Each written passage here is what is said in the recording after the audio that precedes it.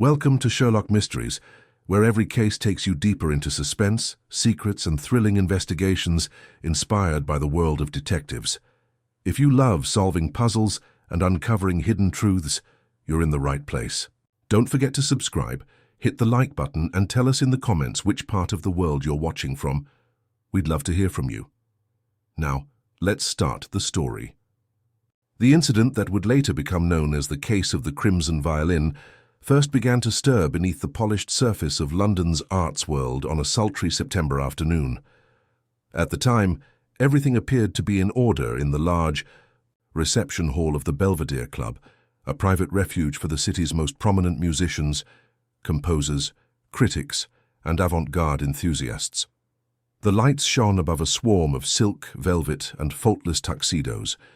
The air was filled with mild scent, champagne and Mendelssohn notes floating from the grand piano near the terrace. Tonight was no average gathering. It was the highly anticipated preview of the Vincenzo Stradivari collection, a magnificent showcase of rare instruments sourced from private collectors across Europe.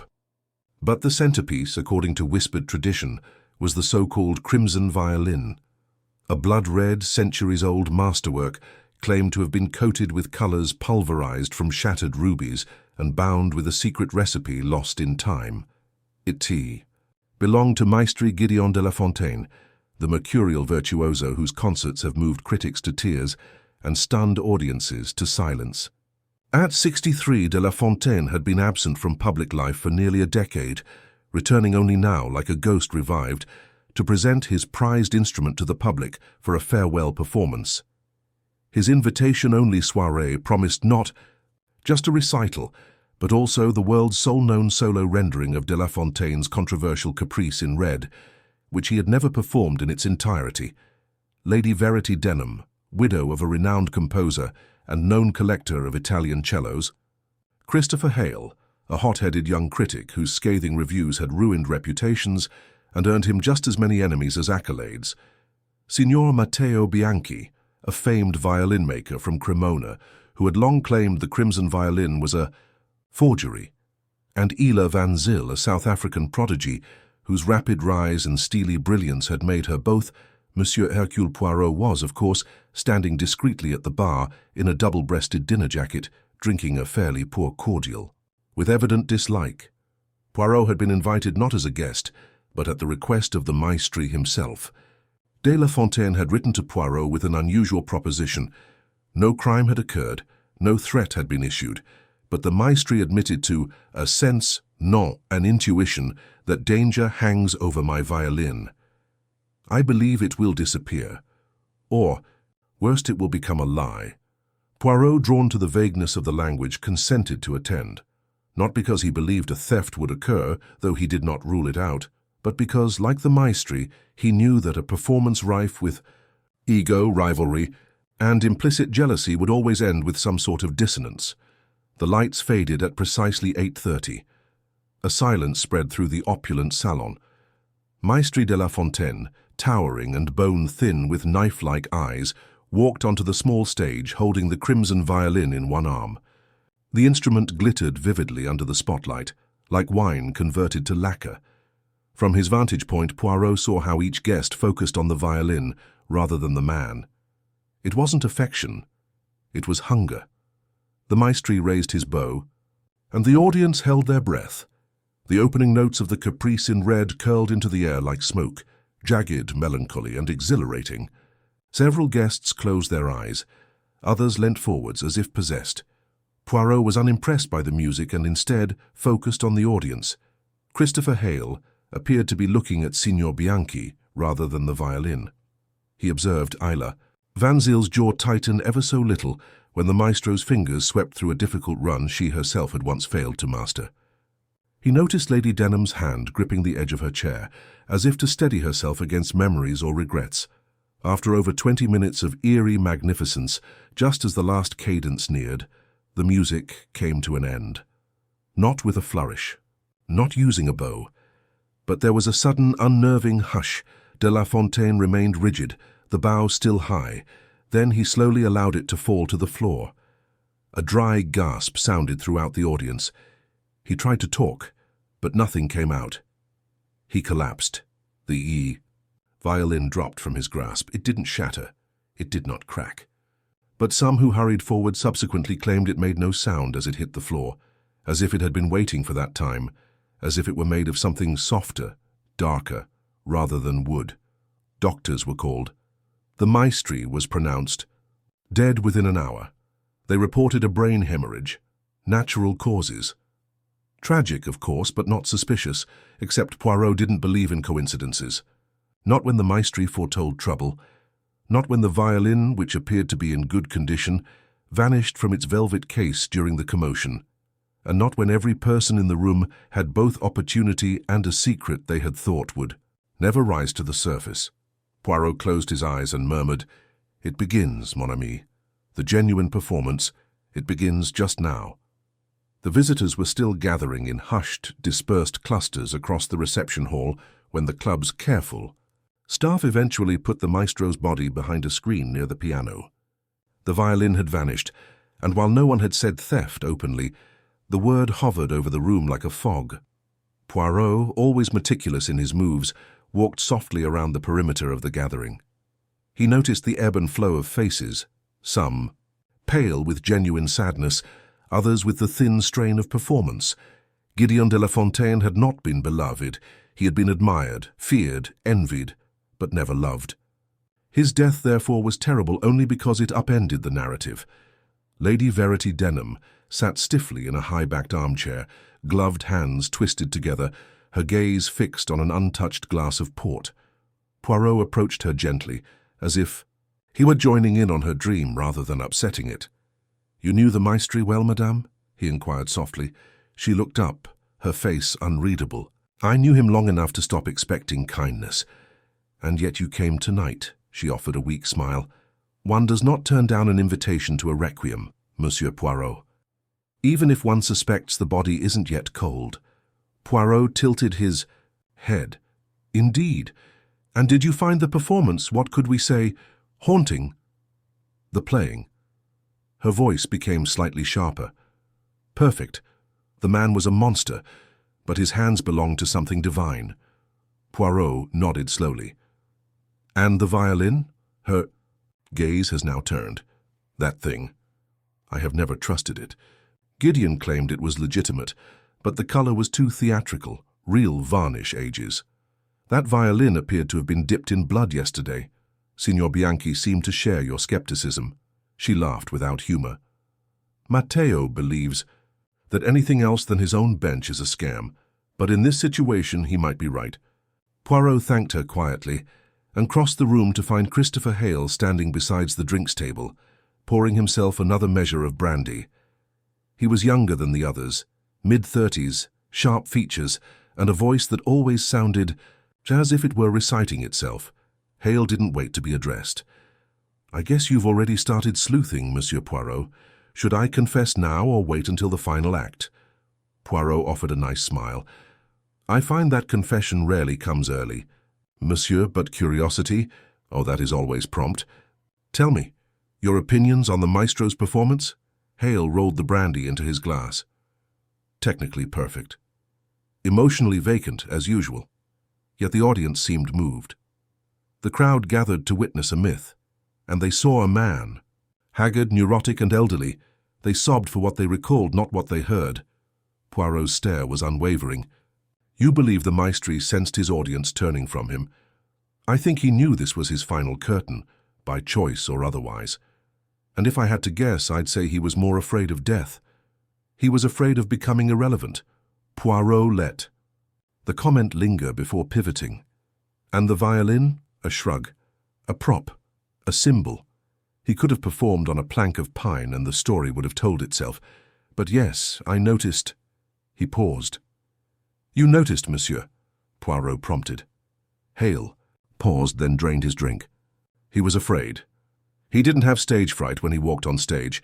It was something else. He peered at the violin as if it could bite. Poirot nodded softly before moving on. By now, the crowd had thinned. Some guests had left discreetly. Others lingered, as if unsure whether mourning necessitated a longer performance. Poirot sought for Signor Matteo Bianchi, who stood near the platform, arms crossed and staring at the now silent piano. "You were close to the maestro?" Poirot asked. "Bianchi," snorted derisively. "Close? No. He stole from me." "Ah, that is a heavy word." He knew it. "Years ago I showed him a design that included a varnish recipe and a unique pigment blend. Months later, the crimson violin appears. You believe he used your method?" "I believe he pretended he didn't." Bianchi looked at Poirot with fury in his eyes. "That violin isn't from 1723, I would bet my life, but no one dared to question him." Poirot's brow rose. "Yet now it is missing." Bianchi's mouth twitched, but not in a smile. Perhaps it grew ashamed and fled. Poirot turned when he heard urgent footsteps. Ila Van Zyl approached with precise motions, as if she were permanently in performance mode. She had changed into a dark shawl over her shoulders, the glint of stage. Discipline still clinging to her posture. "Is it true?" she inquired. "About the violin?" Poirot offered a slight bow. "Mademoiselle, I fear the maestri has died, and the crimson violin has vanished. That can be called a coincidence. I do not. I thought it might have been taken for safekeeping." "By whom?" She blinked. "The club's staff, or the police." Poirot shakes his head. "Neither party moved it. I made meticulous observations. There was around 10 seconds between the collapse and the mob pushing forward. It was still on the stage, towards the edge of the carpet. When I next looked, it was gone." She took a slow breath. "Then someone took it during the confusion. Oui, and with great caution, for no one heard a case open nor a door close." "I didn't go near the stage," she replied hastily. "I was near the back, by the terrace." Poirot nodded, but didn't say anything, and the stillness lingered. After a pause, Isla said, "You think this was murder, don't you?" Poirot looked at the now empty chair where de La Fontaine had collapsed. "Let us say this, mademoiselle. I don't believe it was wholly accidental death. When an artist's most valuable possession disappears at the same time, they may experience a sense of mortality. It indicates choreography." He took a stride away, then paused. "You performed the caprice in red once, did you not?" She seemed startled. "Only in rehearsal. The maestro refused to allow anyone else premiere it." "But you memorized it." She nodded. Poirot's voice softened. "Tell me, when he stopped playing, had he reached the final note?" Her eyes widened, and for the first time, her voice lost control. "No." "He was 2 bars short." Poirot uttered a little sigh, as if to reaffirm what he already knew. "Merci, mademoiselle." He carefully approached the stage again, allowing his thoughts to connect like chess pieces on a board. Someone had taken the violin, not before the concert, but during the chaos that followed de La Fontaine's fall. It hadn't been broken, it hadn't been abandoned. It had been taken with wisdom and caution. But why? Why? Because it was valuable. Perhaps. Because it was fabricated, most likely. Because it contained more than strings and varnish. That, Poirot believed, was the question worth investigating. And now that he'd observed how each visitor performed their role, he'd start, not by looking for who lied about the C, violin, but who wanted the music to cease before the final note was played. By the time the last guest left and the Belvedere Club's heavy doors were closed for the night, a hush had descended over the scene of elegance, now tinged with uneasiness. The reception hall had a faint aroma of cologne, champagne, and something else less definable. Perhaps expectancy, or the memory of a man's final breath reverberating through polished wood. Poirot remained sitting in a low velvet chair near the sidewall, his hands neatly folded over his walking stick, which he did not use but often carried when he intended to appear unhurried. He had been silent for about a quarter of an hour, his eyes scanning the floors, the stage, the movement of dust motes in the light, as if every detail were a syllable in a conversation that only he could hear. Metropolitan Police Superintendent. Kellaway arrived at exactly midnight. He was a capable man in his early 50s, with a realistic demeanor and little time for theatrics, a trait Poirot had often mocked yet admired.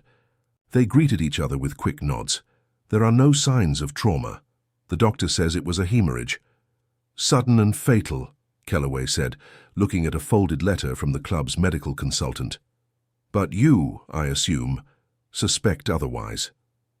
Poirot gave a gentle gesture towards the stage. "There is more discomfort than mistrust, mon ami. A violin of exceptional value vanishes the instant its owner dies on stage, an instrument that sparked heated debates, envious eyes, and whispered suspicions. And no one remembers seeing it taken." Kellaway frowned. "You think it was murder for the sake of a violin?" Poirot smiled weakly. "I think the violin is just the key, not the motivation." The superintendent gave a non-committal grunt. "We will take statements tomorrow, from everyone present. The building is currently secured." Poirot rose. "Thank you, monsieur. May I stay here a little longer?" Kellaway gave him a cautious look and then nodded. "Try not to stage a séance, will you?" Poirot, left alone once more, descended the steps to the small stage where De La Fontaine had performed before passing away. The stage was empty now, save for the thin rectangle of velvet where the crimson violin had rested, and a faint impression in the carpet where the maestro's knees had struck the floor. Poirot crouched carefully, his fingers caressing the fibers. The violin had been dropped, not placed down, and it produced no sound. Within seconds it had vanished. He got up and surveyed the room again. Only someone knowledgeable about instruments would dare to touch such an object so quickly. Not just a thief, not a servant, someone who understands how to lift it without drawing notice. Someone practiced. He thought of Isla Van Zyl again. Her reaction had been cautious, but overly cautious. He had noticed her fingers flexing as she watched the performance, as if automatically mimicking the fingering of the caprice in red. She claimed to be on the terrace, but Poirot noticed a faint imprint of high-heeled shoes near the front row. The carpet flattened in the same shape as her heels, but suspicion was not proof. The next morning, at 9:30, Poirot returned to the Belvedere Club. The personnel, albeit tight-lipped, affirmed that no one entered the instrument room or exited through the side doors between 8:30 and 9. Nothing had been broken. There was no glass smashed. No safe was tampered with. He then proceeded to Chelsea to the upper-floor mansion of Lady Verity Denham. The flat was spotless, with mahogany panelling and paintings of long-dead composers in gilt frames. She greeted him in a brocade housecoat, already composed and polished. "I imagine you have questions," she said coolly, pouring tea into a silver-edged cup without asking if he wanted one. Poirot sat without ceremony. "Just one for now. You mentioned that the maestri was not kind." She stirred the tea. "He was monstrous, brilliant indeed, but cruel in the way that only geniuses are capable of. He demolished protégés like stepping stones. And yet you defended the authenticity of the crimson violin last year, when Signor Bianchi published his critique." A look of surprise crossed her face. "You do your homework." Poirot made a slight nod. "The archives are extremely informative, madam. Your statement defined the instrument as a real rarity of Italian craftsmanship, indisputable in tone and provenance. And yet last night you branded it a fake." Lady Denham did not speak for a moment, then she put down her spoon. "Because I saw it up close for the first time in 10 years. And that wasn't the same violin." "Ah, I should have told Gideon about it, but he wouldn't listen. Or worst, he might have lied." "Then you believe the original crimson violin had been replaced?" "I do." Poirot leant forwards. "And what did you believe had become of the real one?" She held his eyes without flinching. "Sold. Quietly. Years ago. Maybe he needs money. Or terrified that someone would expose it as a counterfeit. Either way, what he played last night was not the same." Poirot filed the information like a neatly folded napkin. He stood. "Thank you, madame. You have been quite helpful." By early afternoon, Poirot had found himself in Signor Matteo Bianchi's chaotic workshop, where the scent of varnish and old wood filled the air. The violin maker was bent over a scroll, cutting minute ridges with the precision of a surgeon. "I was expecting you," Bianchi replied without looking up. "Then perhaps you will forgive me for arriving without appointment." The old man slowly straightened. "You've got questions, I can guess the first. No, I didn't take the violin. I would never handle someone else's instrument without their permission." "Very noble, signor. If someone wanted to make a violin disappear, How would they achieve it? Bianchi chuckled without mirth. Are you smuggling it? One does not conceal such an item in a coat pocket. But if I were crazy enough to try it, I might use double case. Alternatively, strip the strings and conceal it inside a cello case. Or more intelligently, place it in a violin case lined with fabric that matches the crimson's varnish. If you moved swiftly, your eyes wouldn't adjust. Poirot listened with calm attention. What if someone was determined to eliminate the instrument entirely? Say, to destroy it? Bianchi's face clouded. It would be a sin. However, it could be burned. However, the varnish would emit an unpleasant odor. Alternatively, it might be submerged. Wood warps quickly. But such things, they require solitude. Poirot thanked him and left. He returned to his flat that evening and placed 3 photographs on the little round table besides his chair. One showed the maestri on stage seconds before the performance, holding the crimson violin. The second image was a close-up captured by a society photographer during intermission, showing the violin in its case. The third, given by a friend in the art restoration community, was a catalogue image from 7 years ago, the same violin, allegedly, under glass at a Paris exhibition. He narrowed his eyes. The grain of the wood in the final photograph was different. Slightly, subtly. But clearly Lady Denham had been correct. Last night's violin was not the same as previous years. This left just one possibility. The maestri knew it was a forgery. He went ahead and played it anyway, and perhaps, just maybe, someone couldn't let the crowd hear it all the way through. The next morning, a gloomy drizzle draped the London streets, creating a subtle melancholy over the city when Poirot arrived at Scotland Yard, his umbrella carefully furled and his moustaches as precisely trimmed as ever. He had asked access to the statements obtained from the Belvedere Club's workers and guests, and Superintendent Kellaway, though sceptical, had given in with a gruff, "You'll only find routine in them, Poirot. No poison, no missing fingerprints, and no smoking gun. Only one dead man and a missing fiddle." Poirot cast him a knowing look. "Mon ami, the weapon does not expose the murderer. It is the human mind, full with contradictions." In the silence of the superintendent's office, Poirot spread the statements across the desk and read them slowly and methodically, his fingertip tracing each line for tone rather than content.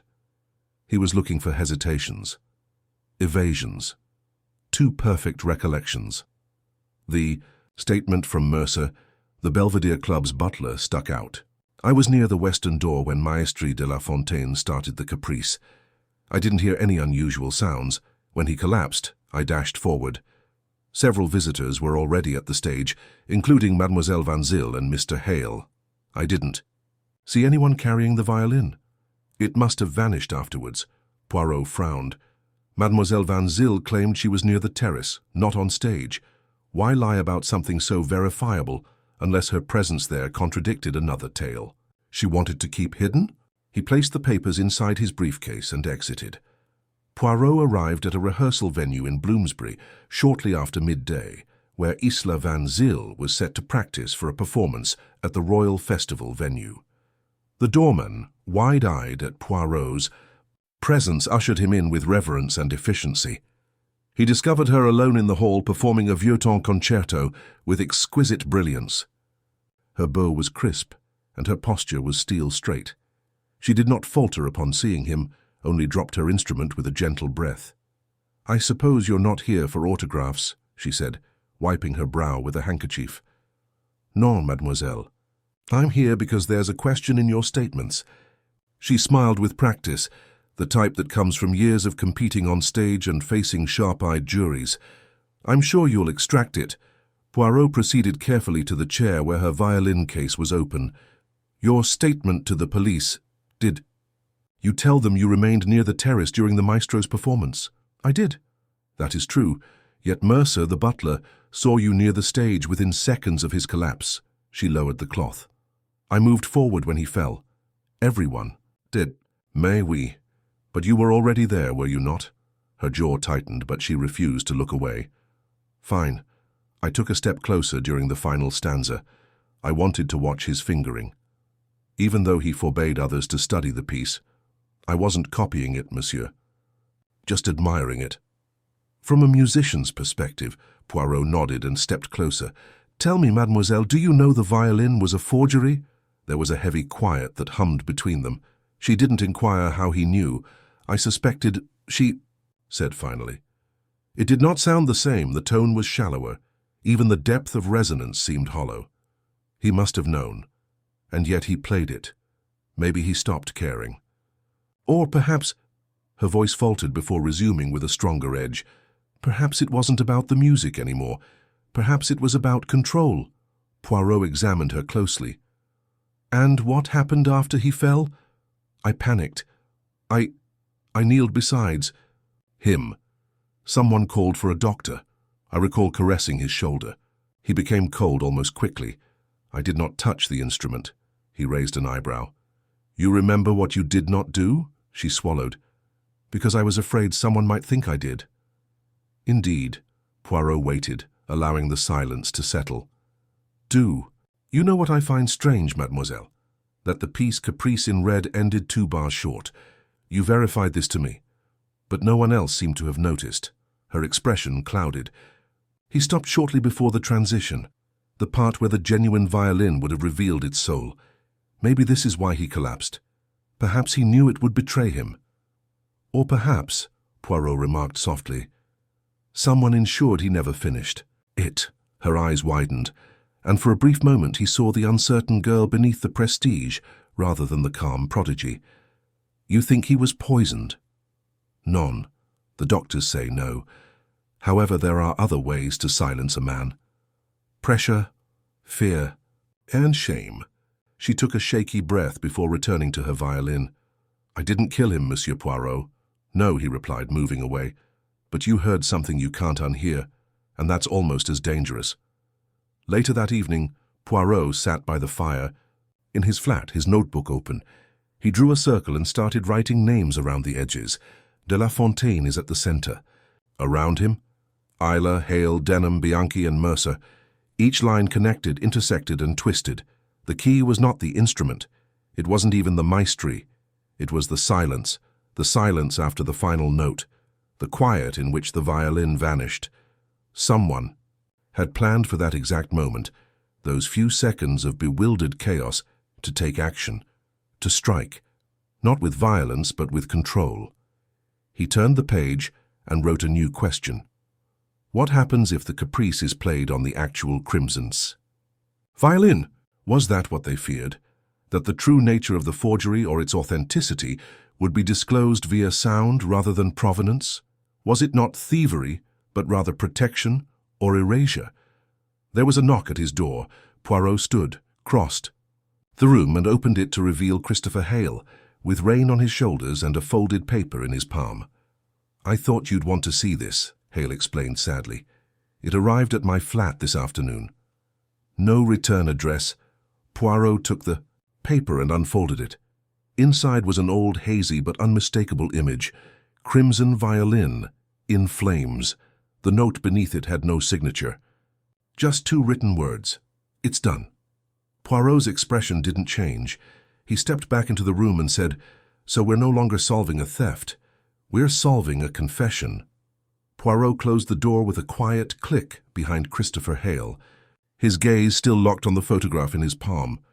The vision was hazy but unmistakable, the crimson violin enveloped in flames, its graceful curves falling into smoke and cinder. The workmanship, the controversy, and centuries of myth all vanished in a single anonymous moment. He turned the photo over. There is no watermark, printing signature, or embossing on the paper. Just that stark message in neat, mechanical typeface. It's finished. Poirot lit a candle and held the snapshot near the flame, not close enough to burn, but just enough for the warmth to raise any latent imprints. There was nothing. There was no watermark, glue residue, or indentations left by a hand pressing too hard with a pen. Whoever sent it knows how to leave nothing behind. He placed the photograph beside his notes before turning to face Hale. Tell me, monsieur, why you? Hale lingered at the door, drenched coat still on, expression tight. I do not know. I assume because I'm the one who'd publish it, or they just wanted me to stop asking questions. Were you asking questions? Hale paused. Not publicly, but yes, I've made inquiries. I know folks from the conservatory, Paris and even Milan. I've been tracking the violin's origins since last year. The story changed too many times. It began life on a private estate near Brussels before being inherited by an unknown German collector. De La Fontaine lied because he desperately wanted it to be genuine. Or he paid others to lie. Poirot folded his arms. You were preparing to expose him? Not yet. I did not have the final piece. But the evidence was damning. I believe the original crimson violin vanished years ago, possibly sold or destroyed. What he played that night was a duplicate. And now even that has been burned. Hale nodded grimly, which means someone is erasing the trail.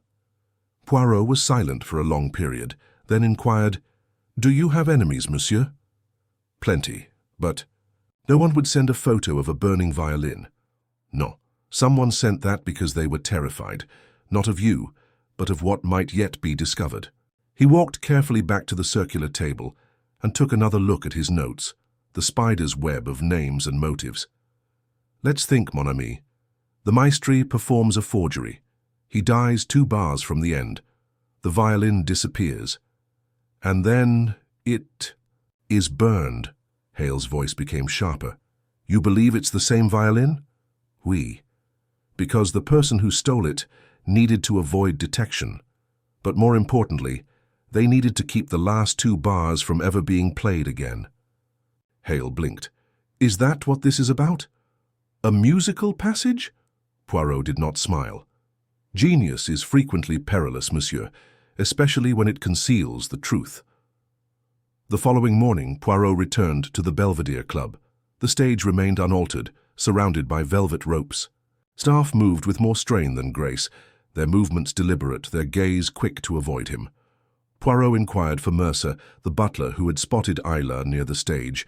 The man was summoned to the library, where Poirot waited beneath a painting of Handel, brooding above a fireplace.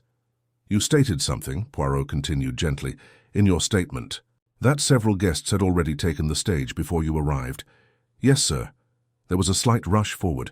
I recall Mademoiselle Van Zyl, Mr. Hale, and I believe Signor Bianchi as well. Are you certain? Mercer paused. Not with the others. But Bianchi, sure. He remained towards the front for the entire performance.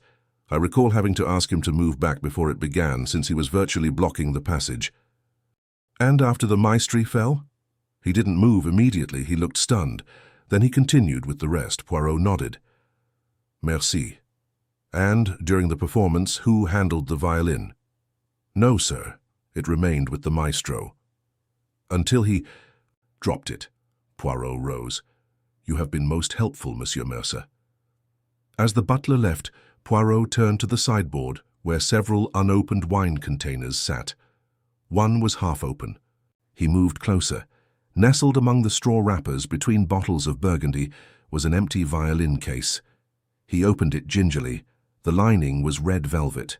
No branding and no initials. He crouched beside it, studying the hinges and internal seam. One corner had a faint dark smudge, possibly from oil. Not wine. He took a silk handkerchief and dabbed it. A reddish residue stuck to the fabric, not blood. Varnish. He closed the case and stood. Someone had hurriedly placed this here.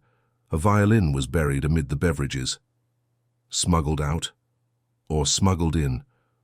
Poirot returned to his flat and studied the fabric, with a magnifying lens.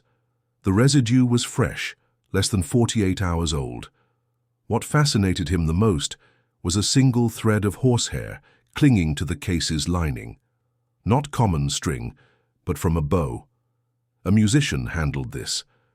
That evening, he returned to Isla Van Zyl's flat. She replied in a dressing robe, looking exhausted and with ink-stained hands from marking scores. You again, she muttered wearily.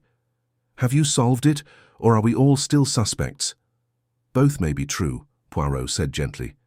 Tell me, mademoiselle, did you own a crimson-lined violin case? No, she replied, then paused.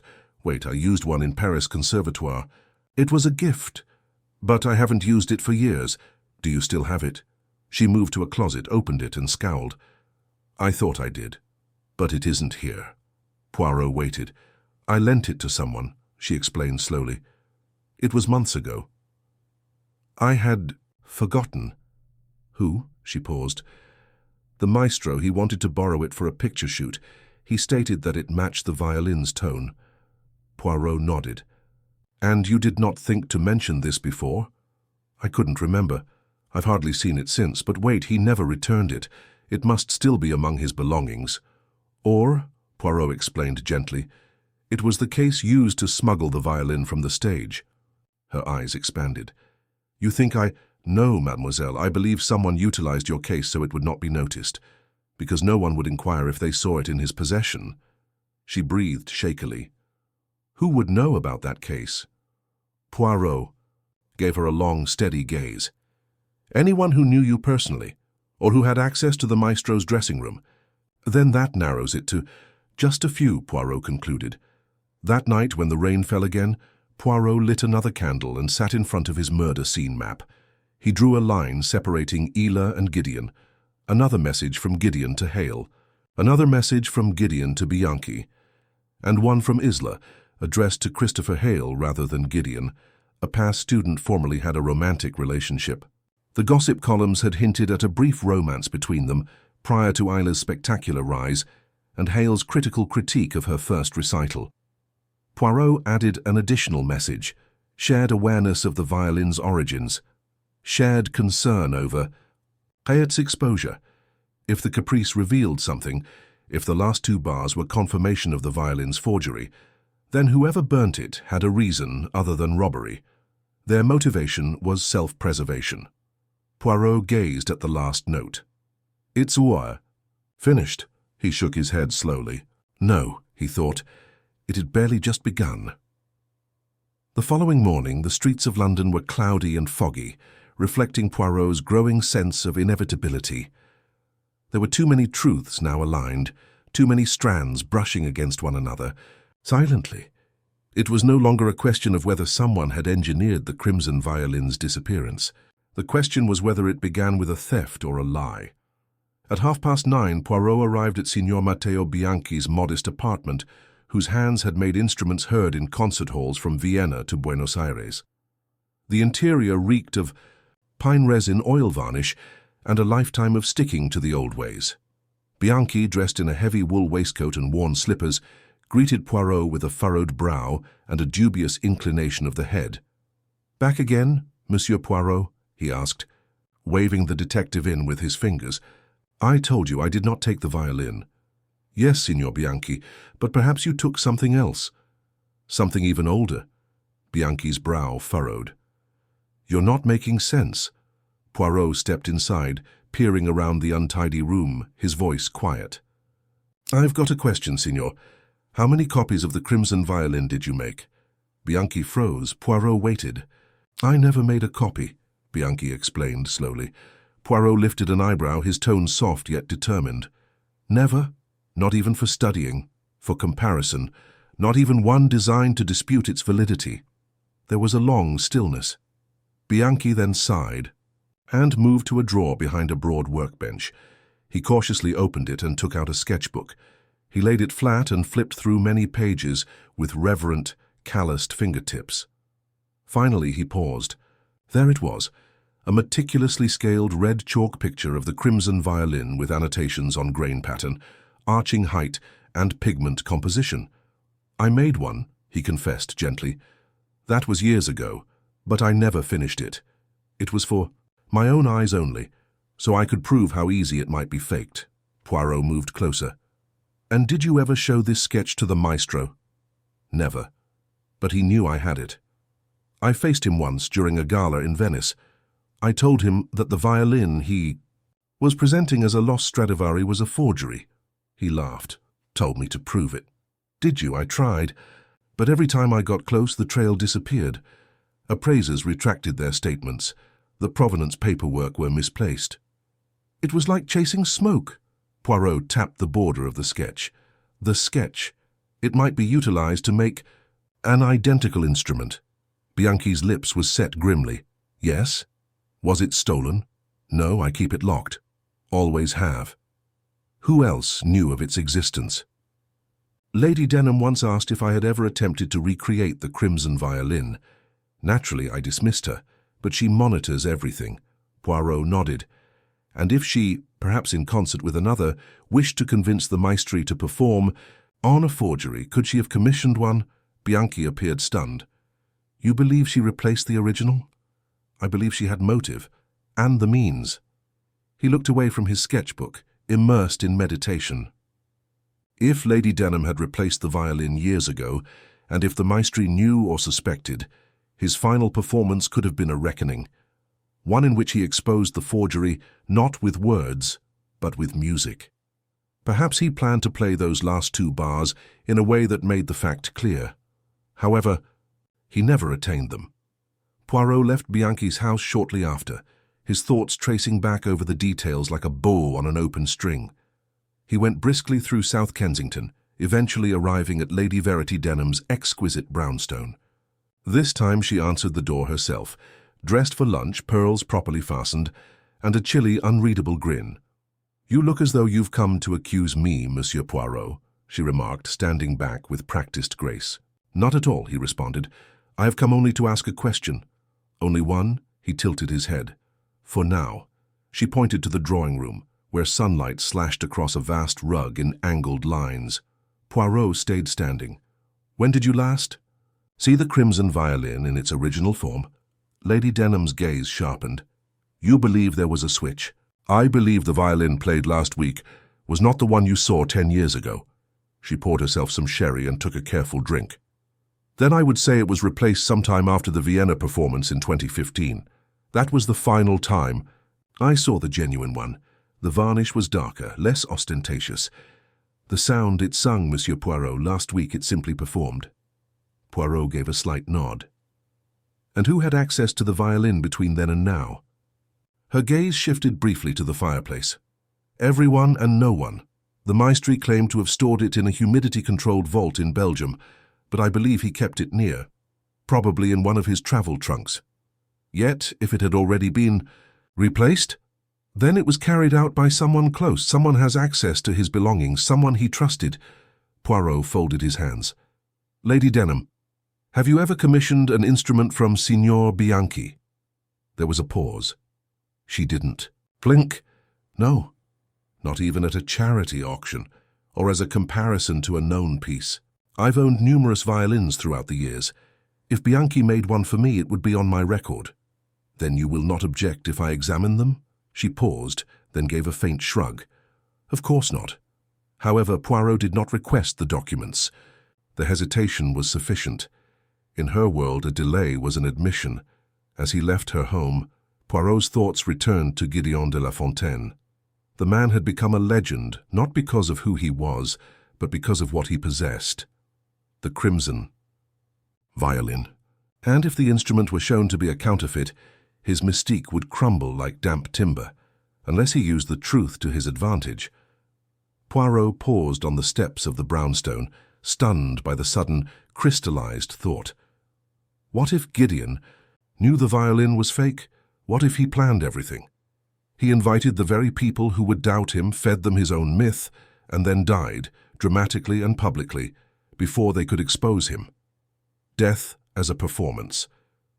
But then who sent the photo? Poirot returned to his flat and placed the image of the burning violin besides the sketch of the original. There were differences, subtle, but present. The flames masked much, but the violin scroll in the shot was slightly bent. The bridge was thinner. The shinrest features darker wood. It wasn't the forged violin that burned. That was the real one. This meant that someone has not deleted a falsehood. They'd erased the truth. Poirot sat back, his fingers steepled. That altered everything. The performance had not been a hoax. It had been a test. De La Fontaine had manipulated the forgery to expose its flaws, to lure the real violin out of hiding, perhaps to draw its destroyer into the open. But someone acted first, someone worried about what the final notes would reveal, and someone, Poirot now realized, who had been waiting for this moment longer than anyone. He stood. It was time to speak with the last person who possessed both motive and means, not the musician, not the critic, not the collector, but the one person who had never left the wings of the performance. The one who watched, listened, and knew more than he let on. The butler. The next morning, Poirot arrived once more at the Belvedere Club, his presence by now as familiar as the polished mahogany and the faint scent of cologne clinging to the velvet drapes. He walked with quiet purpose through the main hall, declining offers of tea from the club secretary and exchanging only a polite nod with the steward before heading straight for the small room where Mercer, the butler, kept his office. It was a cramped space behind the staff quarters, lined with records, cleaning schedules, and event ledgers stacked in neat clerical order. Mercer sat behind a small desk, spectacles perched low on his nose, and wrote a line of figures into a thick accounting book with a steel-nibbed pen. He looked up without astonishment. "Monsieur Poirot," he replied gently, "I thought perhaps I'd seen the last of you." "Non, monsieur," Poirot said, stepping inside and closing the door behind him. "For when everyone else took the stage, you remained, in the wings, and I've come to inquire why." Mercer did not smile or pretend to be confused. He delicately placed the pen in its holder and carefully folded his glasses. "Go on." Poirot paused to study him. "You told the police you were stationed near the west entrance when the maestri collapsed. However, the hallway attendant reported that you were spotted leaving the service corridor near the main dining room around 5 minutes before the show ended." Mercer's brow furrowed slightly. "I roam the corridors during each performance. It is part of my duties. But you weren't merely walking, monsieur. You were watching." Mercer breathed softly through his nose. "I suspected something was wrong. I'd overheard the maestri and Lady Denham bickering in the conservatory 3 days before. Something about truth and time. I assumed he was going to embarrass her." Poirot stepped forwards. "And so you prepared for your own part in the drama?" Mercer said nothing. "You were the only one who moved without panic when de la Fontaine fell," the detective said. "You moved with intention. You approached the stage not to check on the maestri, but to get something." Mercer's eyes narrowed. "You have proof of this?" "No. But I have something better. Motivation and opportunity. And I believe both of them belong to you." Poirot dipped into his coat pocket and took out a tiny envelope. He sketched the photograph of the burning violin from within, which was also handed anonymously to Christopher Hale. "Recognize it?" Mercer's face showed no emotion. Poirot continues. "It was printed in a small shop in Chelsea. The owner recalled the order, paid in cash. There's no return address. However, the image was reproduced from a roll of film developed at home rather than professionally. The grain and exposure are consistent with amateur darkroom work." He paused. "You develop photographs, do you not?" Mercer's fingers curled slightly on his desk. "I did. In my youth." "You still do," Poirot replied firmly. "There are development. Chemicals in your utility cabinet. I noticed them yesterday when I asked for a towel." Mercer exhaled once. "And what if I actually sent it? It simply proves that I witnessed what happened to the violin, not that I did it. However, you did more. Then observe. You removed the forged violin from the stage and replaced it with the real one, which you had stored days in advance. Then, after the maestri died and the crowd was preoccupied, you stole it again. You took the crimson-lined case, borrowed from Mademoiselle Van Zyl via the maestri himself, and hid it amid the wine boxes." Poirot stepped closer still. "Then, knowing that it would inevitably be discovered, you photographed its demolition. Not the counterfeit, mind you. The original, the true crimson violin. The one you kept hidden all along." Mercer's expression remained controlled, but something beneath his eyes flickered, quiet resignation rather than surprise. "You knew what he intended," Poirot replied softly. "You knew de la Fontaine intended to expose the forgery, humiliate those who questioned him, and perhaps clear his own conscience. But that would also mean uncovering the truth, that the original crimson violin had not been sold or lost." Poirot's voice lowered further. "But stolen. By you." Mercer closed his eyes. "It was 20 years ago," he replied last, his voice quiet and solemn. "He'd just returned from Florence. The violin was in its case sitting in his dressing room. I merely meant to hold it, to look at it more closely. But once I had it, I couldn't take it back. Poirot nodded slowly without interrupting. I hid it, built a fake bottom into one of the wine cabinets in the club's cellar. I figured he'd notice. He did not. He cited a customs delay. Then, strangely, a few weeks later, he declared he had found it. But things weren't the same. I could tell by the tone. He played it anyway. Pretended nothing had changed. Poirot's voice was kind, and so the lie became part of the legend. Mercer glanced at him, his eyes heavy with years. I believed it would be forgotten. But when I saw the guest list that night, I knew he was planning something. He intended to end it all by completing that caprice in a way that only a genuine violin could do. If he succeeded, questions would arise, the professionals would look more closely, and the switch would be revealed. So you burned it. I had no choice. Poirot let out a soft, almost sorrowful sigh. You had several options, monsieur, but you chose the option that permanently suppressed the truth.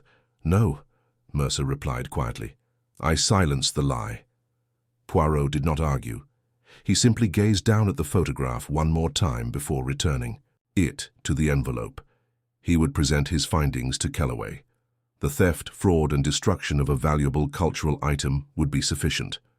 Whether Mercer was charged with the maestro's killing is up to the authorities. But Poirot anticipated the physicians would stick with their conclusion: natural causes, a hemorrhage caused by age and pressure. There's no poison, no blow, just collapse. But Poirot knew that death had not been an accident. It had been convenient. So, he left Mercer's office in silence, returning to the echoing hall of the Belvedere Club, where no final note had been played, and a scarlet ghost lingered in every shadowed corner. The air outside the Belvedere Club felt heavier than usual, as if the silence inside had followed Poirot out onto the street. He went with deliberate feet, umbrella securely tucked behind his arm, even though the rain had ceased. Mercer's confession provided some clarity, but the ending it offered was too neat, too linear, like a song that ended without modification. And Poirot, whose ear was always tuned to psychological dissonance, detected a wrong note still vibrating below the surface.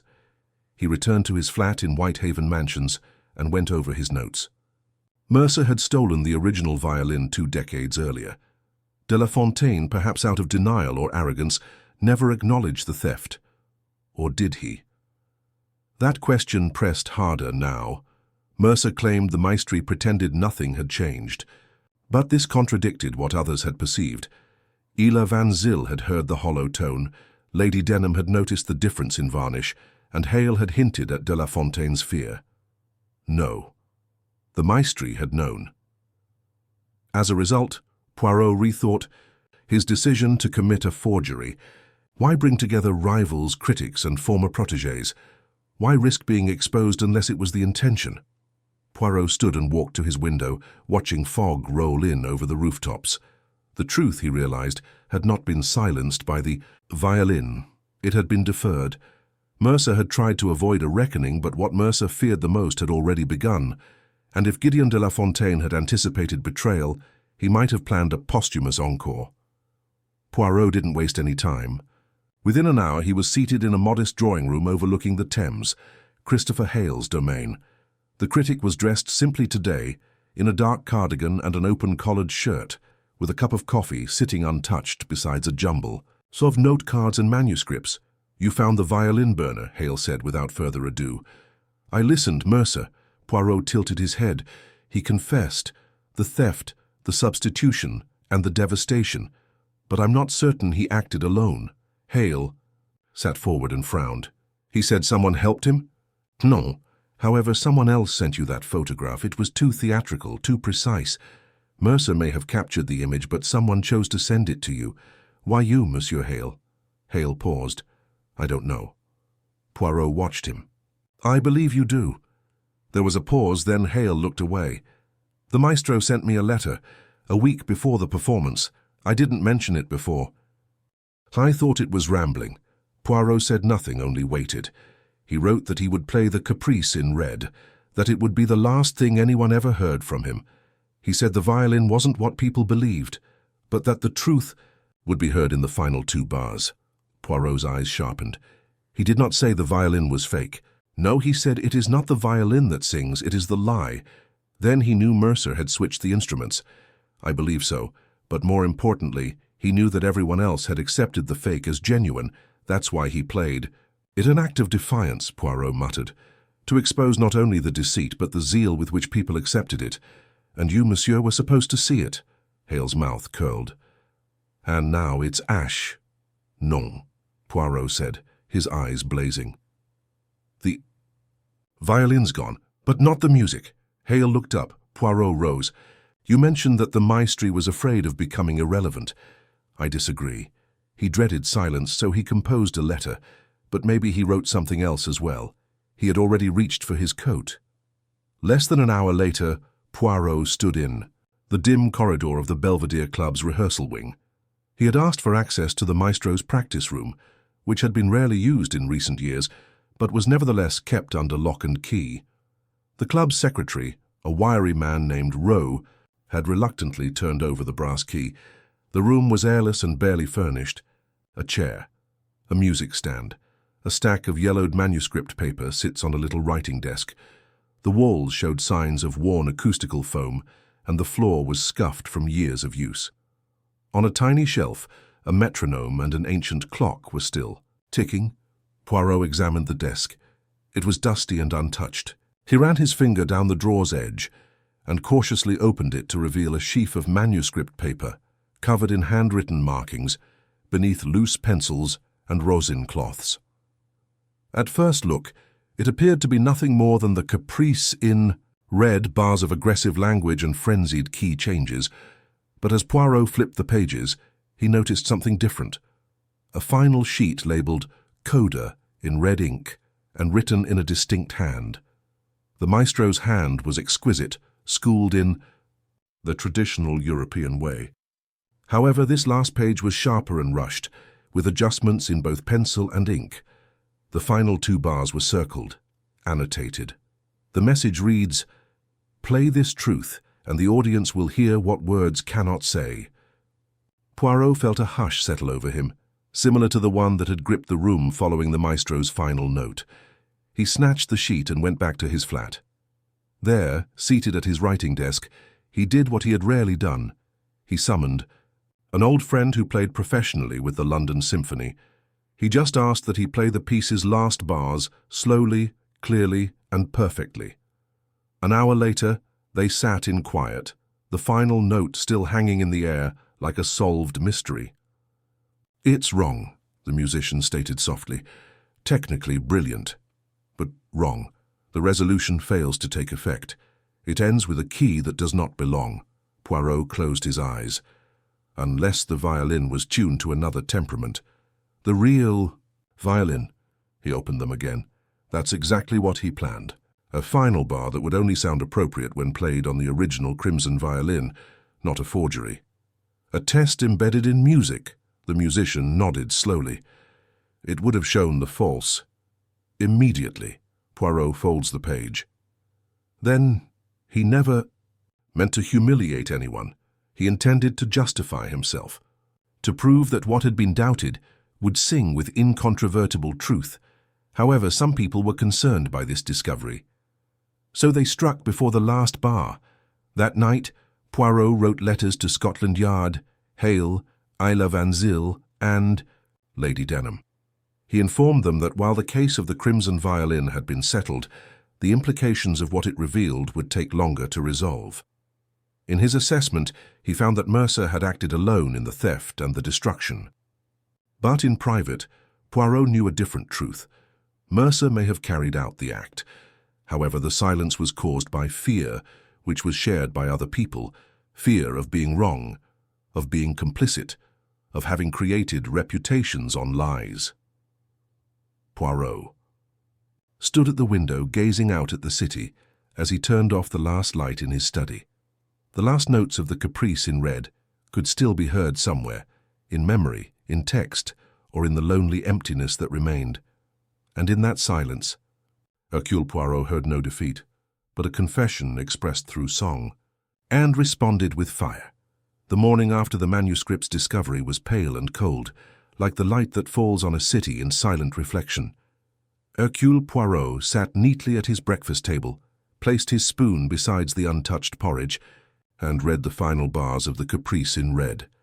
The looping and unresolved notes presented their own story, one of reckoning as well as music. He realized that the forgery was not what he had feared. It was the truth that there had never been a genuine violin at all. The crimson violin, whether original, manufactured, or fabricated entirely, had existed more as a notion than an instrument, a vessel of adulation, envy, mystique, and power.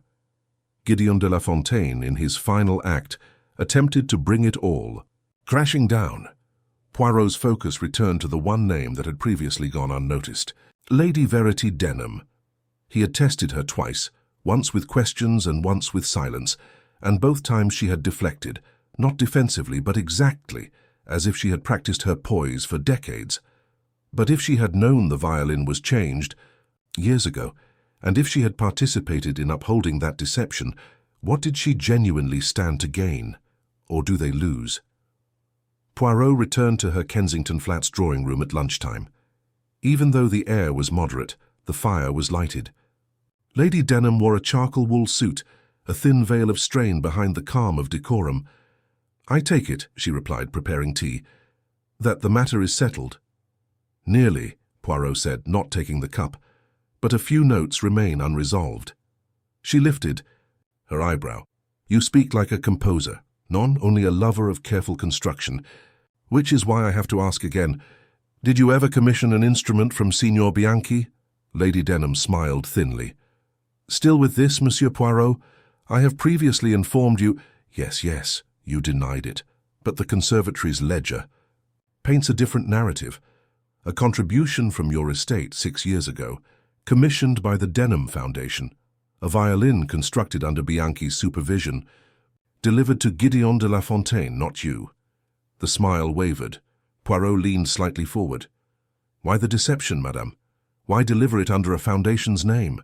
Why disguise a gift as a charitable transaction?" She turned away and towards the fireplace. He would have refused it otherwise, or turn it into a performance. That was Gideon's way. He needed to control the illusion. And was the gift intended as restitution? She met his eyes again, coldly now. "Do not presume to understand. The violin was meant as a peace offering, a way to save what was left. We'd both benefited. From the myth. I wanted him to embrace it. You gave him a copy," Poirot explained softly, "knowing the original was gone." "No one knew where the original had gone." Her voice became sharper. "All we knew was that it no longer sounded like it did before. So I had another one created, one who looked the part. It was an issue of continuity, not deceit. But the maestri refused to play it publicly until last week." Lady Denham's silence provided confirmation. "He planned to expose it," Poirot added, "to end the lie on his terms." She stood slowly. "I didn't stop him." "No," Poirot agreed, "but you didn't help him either. You let the myth burn because you believed it would absolve you, but you overestimated what the music could disclose." She gazed down at her untouched teacup. "He intended to burn everything, Monsieur Poirot. He detested the beast he had become." Poirot offered a slight nod. Then he succeeded. He left without saying anything else. Outside, the streets moved with the peaceful indifference of late afternoon, but Poirot walked as if pursued by thought rather than danger. It was time to complete the circle. He returned to Christopher Hale's flat and requested only a moment. The critic, possibly feeling something definitive in Poirot's demeanor, did not argue. "There's something else," Poirot remarked, displaying the manuscript copy. "These final 2 bars, what do they sound like to you?" Hale studied the symbols, again then looked up. "A misstep, a purposeful discord. Like a hidden word within a paragraph." Poirot nodded. "You understand what he did. He introduced a defect, one only the true instrument could correct." "Exactly." Poirot turned towards the window, where fog was beginning to form on the roofs. "You were not the only one to receive a letter, monsieur. I discovered a second, addressed not to me or the police, but to Isla Van Zyl. It was placed into the manuscript folder." He removed the folded paper from his coat and read aloud. "To the person who will succeed me, Pay close attention. This last note is not mine, it's yours. Finish the caprice, let them hear what cannot be buried, not even in a fire. Hale's voice sounded low. He wanted her to reclaim it. Not to defend him, but to finish what he could not. The following evening, the Belvedere Club announced a surprise recital. An exclusive concert, members only, by Mademoiselle Ila Van Zyl. A single piece. There are no program notes, no announcement in the press, only a violinist, a chair, and the caprice. In red, Poirot sat in the second row, hands folded in his lap. The lights darkened. Ila strode onto the stage, no longer the uncertain prodigy he had once questioned, but something more stable, darker, and transformed. She carried her own instrument, modest, battered, and honest, rather than the crimson violin which had vanished forever. She began to play. The music surged, raw and unpolished, straining for an unattainable height.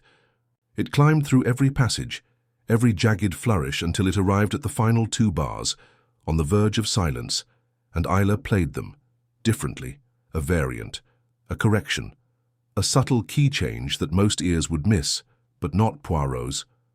The dissonance was resolved. The music landed. When it was over, there was no applause, just silence. Not stunned, and not polite. Sacred. Poirot closed his eyes, allowing the silence to wash over him like the last breath of a long falsehood. The truth had not required a violin. It took a courageous voice to finish the sentence. As the audience rose softly, Poirot stayed seated. Behind him, the shadows of falsehoods fell apart. Ahead of him, the air was clear. He grinned, not because justice was served, but because the music had not been stopped. Not this time. The days that followed. The recital at the Belvedere Club were filled with the muted solemnity of a coda, the ultimate hush after a hurricane of performance. Despite the silence, something strange happened. People began to talk again, not about the maestro's death or the violin's disappearance, but about the music itself, about how things had ended. Ila Van Zyl's tone changed very imperceptibly, transforming the piece from a cryptic lament into a confession, which was responded. It persisted as an echo rather than a scandal, and in Poirot's experience, that was the nearest thing to justice in cases involving both art and ego. Even as the scandal faded, Poirot couldn't help but follow the last threads inward. He hadn't yet closed the journal. There were names still there, not wiped out, not exonerated, just quiet. One name in particular has never been in the spotlight. He returned to the Belvedere Club, this time as a spectator, sliding down the rear corridor past the kitchens and staff rooms. The building's rhythm had resumed. Linen carts rolled slowly along halls, silver polish clung faintly in the air, and murmurs of laughter echoed from private dining rooms. Everything was serene, but Poirot wasn't looking for noise. He discovered Mercer, the butler, sitting alone in the staff lounge, diligently polishing the silver nameplate on a serving dish. He did not glance up as Poirot entered. "I suppose I should. Ask whether this is official business," he added gently. Poirot stepped forwards. "Official, no, but is it necessary?" "Oui." Mercer put down the tray and cloth. "I've already told you everything." "Everything you needed to protect yourself," Poirot explained calmly. "But perhaps not everything that protects the truth." Mercer's jaw shifted slightly, as if weighing silence against inevitability. "You took the violin years ago, I hid it. I watched as a myth arose around its disappearance." Mercer nodded. "That much I confessed, but you did not act alone." Mercer finally met Poirot's gaze. There was no anger, no denials, just fatigue. "No," he responded gently. "I didn't." Poirot waited, his silence a form of consent. "She asked me to remove it," Mercer said. "Lady Denham. She approached me after the maestro's Vienna tour. She expressed concern about theft and feared that the instrument would vanish while he was abroad. She explained that it was merely a precaution and that she intended to store it safely in London." Poirot nodded slowly. "And she knew of your fondness for the instrument." "I thought she meant to return it," Mercer explained, "that it would all be covert and fleeting. However, she never asked for it again, and when I asked months later, she advised me to forget it ever happened." that it had become a liability. And when the maestri claimed he had recovered it, Mercer's lips stiffened. He hadn't, he pretended, or possibly she gave him the imitation and led him to believe it was genuine. But you didn't confront him. I can't. And by then, the truth had calcified. Poirot leant forward and lowered his voice. And when the recital was announced, when you saw the guest list, you realized the maestri planned to expose it. Mercer nodded. He knew. He wanted to end the game. You feared the scandal. No, Mercer replied gently. Yes, she did. She asked me to make sure the performance went smoothly. Her words. She never instructed me to destroy it. But I could hear it between every syllable. Poirot sat back in his chair, folding his hands. Then you acted before the final 2 bars were played. Mercer closed his eyes. The maestri fainted before I could reach him. I swear it. I did not poison him. I did not touch him. I believe. You, Poirot replied. Mercer opened his eyes in amazement. Poirot continues, because I don't think anyone needed to kill him. I feel the emotional and psychological pressures were sufficient. He knew what was going to happen. He had put everything on one final performance, one last revelation. And, whether through fear or fate, his body gave out. You did not silence him, Monsieur Mercer. The years did. Mercer exhaled shakily. And yet I still burned it. Poirot offered a slight smile. To protect the lie. But in doing so, you exposed the truth.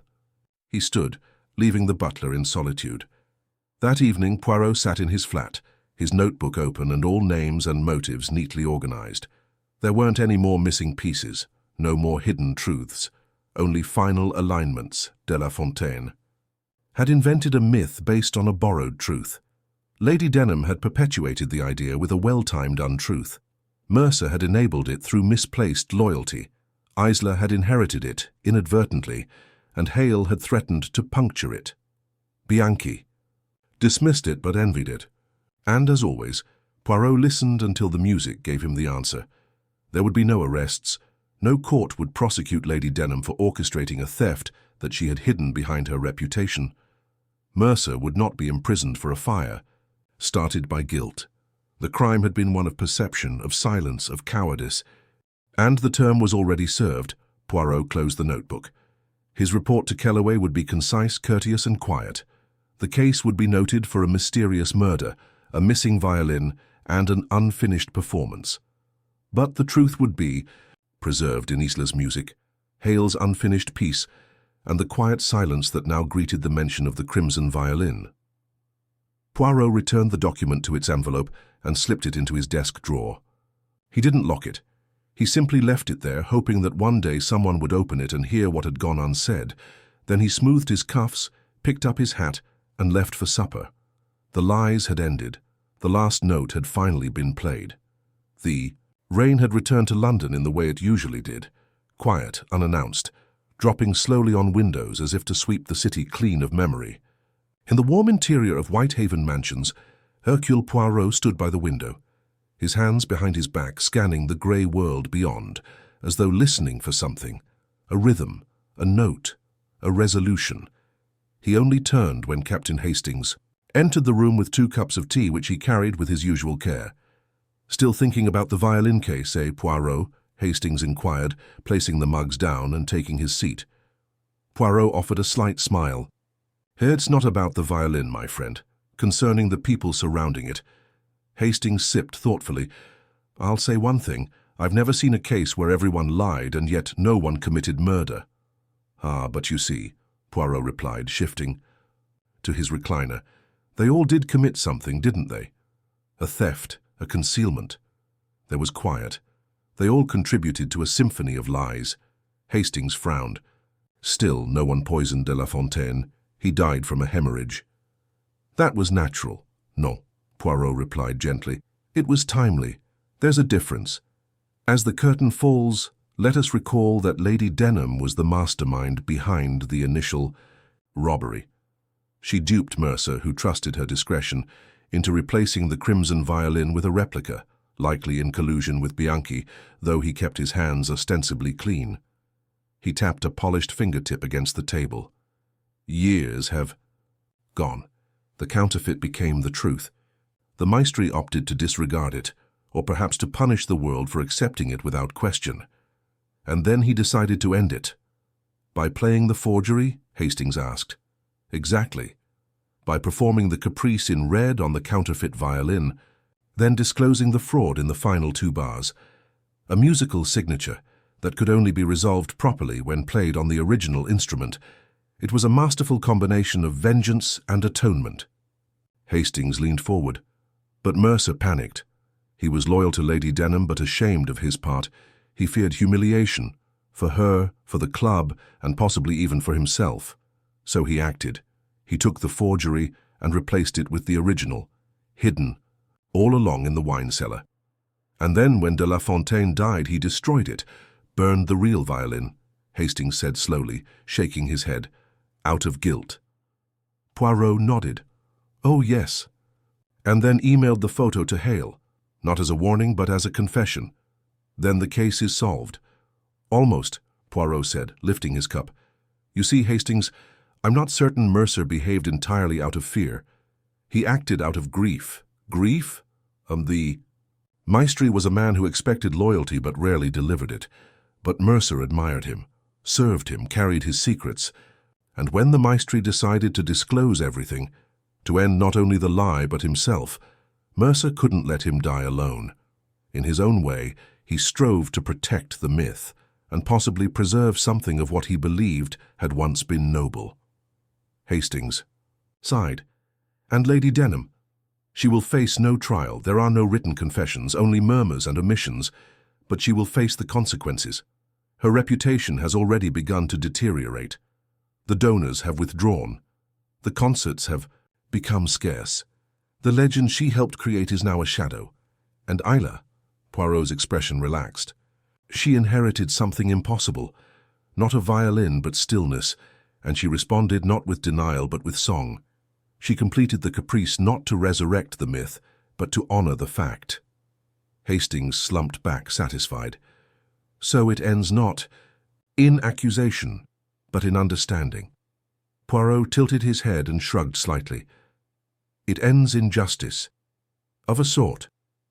Not in courtrooms, but in our conscience. They sat silently for a while, the rain tapping on the glass in a slow, meditative pattern. Poirot turned to his desk, where the manuscript of the caprice was neatly folded, with the final bars circled in red. He wouldn't put it away.